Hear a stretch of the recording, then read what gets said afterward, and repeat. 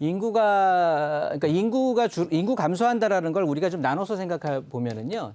그러니까 절대적 인구하고 상대적 인구로 한번 인위적으로 그냥 우리 개념상으로 한번 나눠 보실 필요가 있는데요. 절대적 인구라는 건 그냥 우리가 일반적으로 말하는 인구가 되겠고요.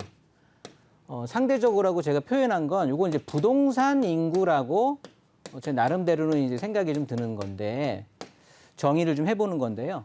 여기에는 상대적이라는 거에는 인구 이동이라는 어떤 개념이 좀 접목이 되는 거겠죠.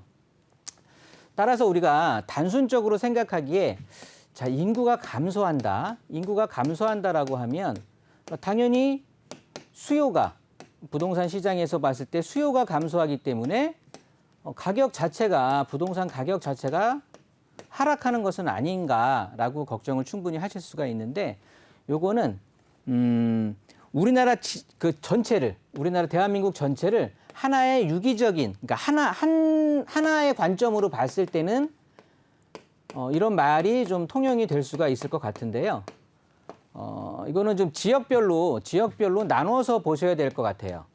무슨 소리냐면 지역별로 구분을 해야 된다라는 게 우리가 흔히 말하는 도심, 그다음에 도심 중에서도 예를 들어서 핵심 지역이라든가 그다음에 뭐 수도권 좋겠습니다. 뭐 수도권이라든가 뭐 이런 것들, 중심지라든가 뭐 말 붙이기 좋은 것들은 다 한번 붙여 보시더라도 요렇게 우리가 흔히 말하는 핵심 지역 같은 경우들은 절대 해당이 되는 것이 아니고요.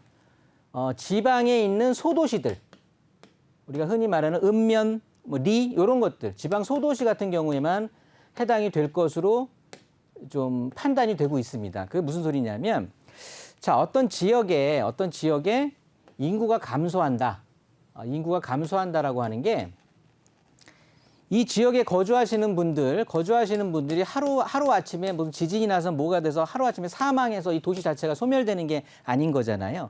점점 인구들이 빠져나가면서 인구가 감소함으로 해서 점점 더 나은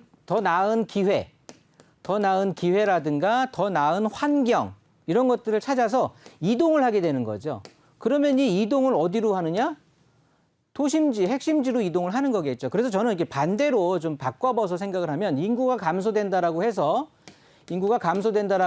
부동산 가격이 떨어지느냐? 그렇게 볼 것이 아니라 인구가 감소함으로 해서 인구의 이동이 점점 도심이나 핵심지로 몰려지기 때문에 우리가 흔히 부동산을 가지고 있는 서울이라든가 이런 수도권 지역에 있는 부동산들은 더 가격이 탄탄하게 받쳐줄 수밖에 없다. 그래서 한번 역으로 생각하시면서 한번 도심이라든가 서울에 들어오신 분들은 웬만하면 지방으로 나가지 않는 그런 부동산 관리 방법을 하시면 계속해서 부자 되시고 유지하실 수 있을 것 같습니다.